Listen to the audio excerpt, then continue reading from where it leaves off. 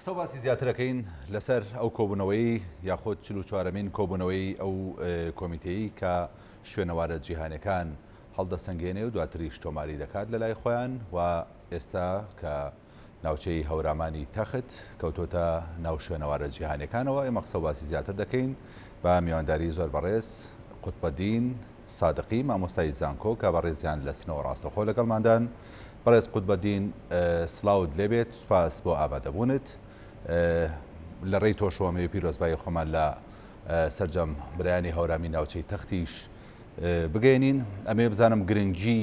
تۆمارکردنی ناوچەی هەورامان لە شوێنەوارە جیهانەکان لە چیدایە؟ وڵی زۆر سڵاوتان یەکەم لە ئێوە لە تۆ بینەرەکان گەلی سپاس بۆ ئەم دەنگکردنە. من وەکو ئەندامی پسپۆری کۆڕی ڕاوێژکاری ئەم شوێنەوارە جیهانی بوون هەورامان ئاگام لەواز کە 3 ساڵە کۆڕێک زۆر گەورە هەوڵ و تەقالەعان و زیاتر لە 7,000 لاپەڕە گزارشتیان نووسیگە و لە سەرنجامیچە 13 ئاواییان وەکو ئیما وەکو نمونە هەڵبژارد و سەردان و بازیدی ئەو کەسکەرەوە لە یونسکۆ هاتوون بۆ هۆیەوە کە هەورامان سەبتی جیهانی بێت. هۆیە بەسە کە بەڕاستی هەورامان ناوچێکی زۆر ڕەسەن و ئەسیلە، زیاتر لە 15,000 ساڵە لە دەورەی کۆنە بەردەکان و لێنە خەڵک ژیاوە و ئەم خەڵکە تۆوا و ڕەسەنایەتی و ئەساڵەتیان لەوەسە کە ماگن ناو وڵاتەکەی خۆیان دەرنەچووگن و سەراسەر ژیانیان ئەمە بووگە کە بەرخۆدان بووگە، خۆڕاگردن بووگە، زاڵبوون بەسەر ئەو جۆغرافیا بووە، جۆغرافیای کە پڕی بووە لە ئاو، لە بەرد، لە بەفر، لە زەخت، زۆر زۆر سەختیان بووگە بە تۆ و ڕەسەنایەتی هەورامان و خەڵکی بە شەرەفی هەورامانەوەسە کە ماون تەکە و سروشتا پەیوەندیکی زۆر قوڵیان بووگە کە بووگە باعیسەوە کە مێژوویەکی زۆر زۆر گەورەیان بێت. ئەم مێژووە زیاتر لە 400 ئاسەواری زۆر زۆر گرنگی هاتیە. جگەلەوە مەعیشەتی خەڵک توانیویانە لە درێژای مێژووە لەم 15,000 ساڵە خۆیان بپارێزن، ئاژەڵداریان کردگە، باخداریان کردگە، ئەو وەختە کشتوکێڵیان کردگە. جگەلەوەی چە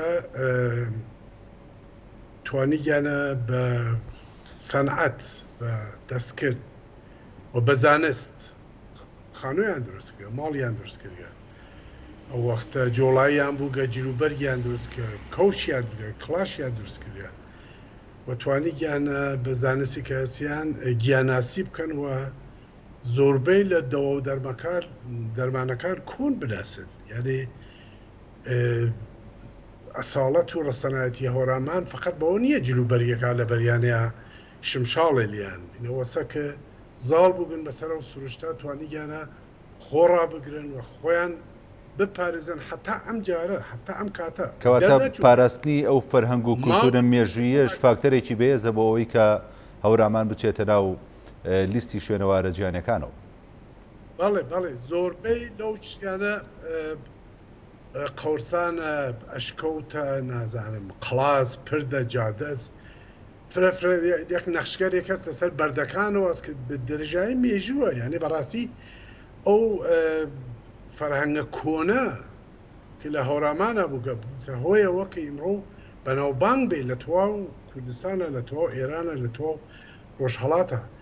ئەو وەختە تەنیا ئەمەیچە نییە، جگە لەمە فەرهەنگیان بووگە. ئەم فەرهەنگە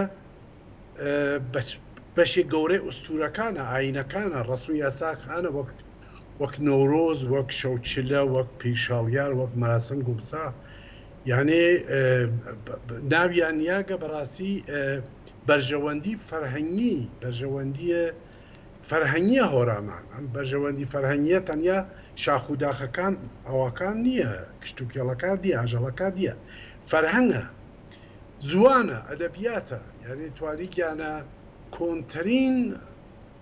شعرگەر پارچال بەسکەر ئاینی لێنە بەڕاستی پێک بێنن ئەو وەختە موسیقایکیانە زۆر جوانە وەک هۆرە وەک سیاچەمانە وەک چەپڵە یانی توانی گیانە بەڕاستی حتا ئوستورەکان کۆن بەل لە دۆڕەی مادەکان ئەی دۆرەی ئاینیەکان ئەو دۆرەکە پێژن جادوو مەجیک هاتکن مەسەڵەن ئایسە تۆ دەلاقە و پەنجێرەکان هۆرامان یا شیرە یا سەوزەوە ئەمانە وەختە تێکەڵەوێتە ڕەنگی بەردەکانە سێدانە ئاوات گەورەس کە هەستیان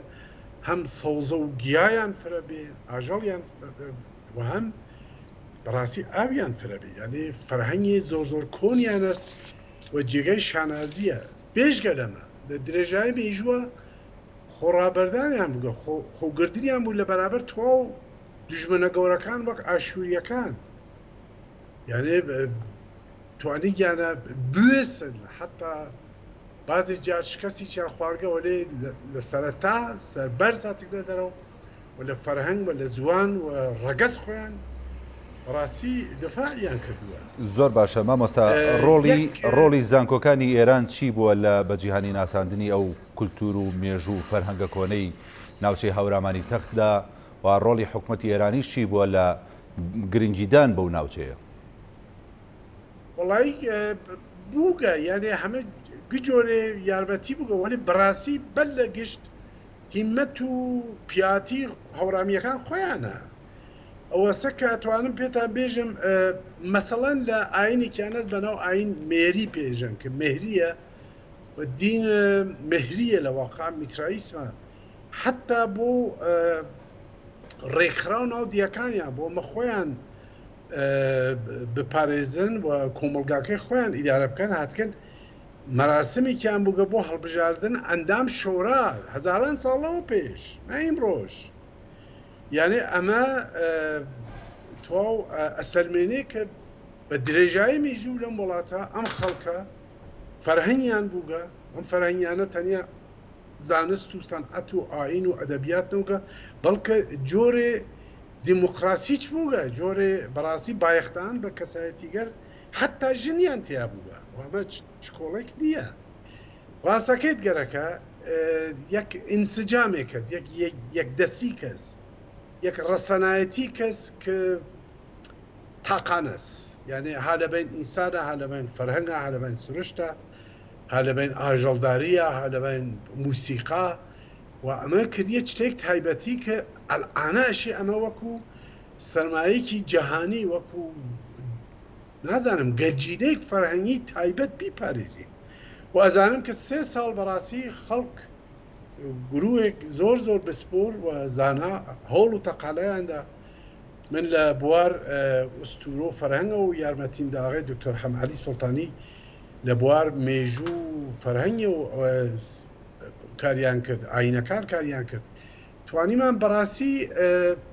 تۆ و ئەرزشگەر و تۆ ئەو چگەرەکە بایەخە لەم فەرهەنگە بیخەینە بەرچاوە خەڵک بیناسێ بە لە گشت کورد بیناسێ و دوایەمە بەم جیهانی بوونە زیاتر لە 70 وڵات لە دنیا بە گۆڤارگەرێک تایبەتی هەموو مانگێ و هەموو هەفتەیەک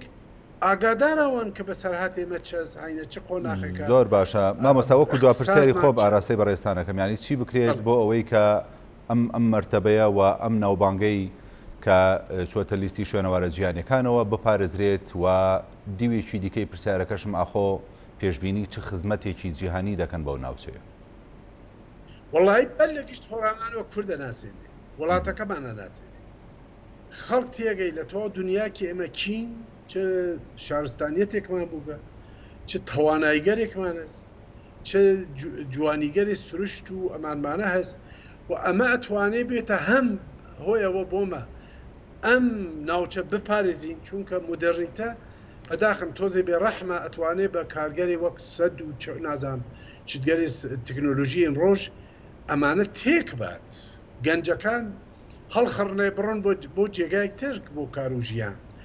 یا بەڕاستی ئەوێتە هۆی ئەوە کە توریست بێت یان دنیا سەر کاتە شوێن ئەم شوێنە ئەم شوێنەوارە ئەم وڵاتە و بزان ئێمە جوانیگەر وڵاتەکەمان سروشتەکەمان ئەو گەورەیگەرەێکی لە درێژایی مێژووە بوومانە چەس یعنی بۆ ناسینی کورد فەرهەنگی کورد ڕامیاری کورد ئابووری کورد ئەمە هەنگاوێکی زۆر زۆر گۆرەست ئێمە لە تەنگانە دەرتێرێ ئێمە وەستەکە بە فەرهەنگی ئیمڕۆژی جیهانی و زۆر زۆر گرنگ و محتەرام یعنی کاتێک یونسکۆ دەسەنێتە بار وڵاتێکەوە جێگەیەک وە هۆرامان وەک هەوا لە خزمەتاناوتم وەک بەرژەوەندی فەرهەنگی هەڵی بژاردیەوە لەسەری کاری کردووە و ئەمە شتێک چکۆڵە نییە دانێ پرد نییە فقط چەمێک نییە بەرژەوەندی فەرهەنگیێنێ تۆ سروشت تۆ کۆمەڵایەتی مرۆڤایەتی هونەر ئاینەکان گشت ئەمانە بە جارێکە سەرنجڕاکێشە جێگەی ڕێز و حرمەتە بۆ تۆ دنیا نەتەنیا بە خۆمان بەر لە گشت ئێرە بە خۆمان دەناسێت بە ئێمەی کورد غافڵین لە وڵاتەکەی خۆمان غافڵین لە تواناییگەر و جوانیگەر وڵات خۆمان هەڵەچین هەر لەبەرێکەوە دەرەچین و کوێ دەرەچین مناڵەکانمان داندا ناخن کێنینەوە چەم و دەریای مردماشی بوێسین ئەم وڵاتە ئاواکەینەوە پڕێ لە سروەت پڕێ لە گەنج پڕێ لە جوانی ئەمە کەمترین ئەرزشیەکە جوانی ئەم وڵاتە خاتە بەرشاو خۆمان بەردەگەشتێ زۆر باشە ئەمە شتێک زیان ئانەمەتە لە بیری بۆینەوە کارێ ڕامیارنی ئەمە کارێ فەرهەنگیە و وەسڵە بە فەرهەنگی زۆر پێشکەوتوو و جیهانیەوە کاتی یونسکۆ لایەتگرە ئەم بەرژەوەندی فەرهەنگیە سەیانێ ئێمە جێگای تایبەتیمانە فەرهەنگ جیهانیە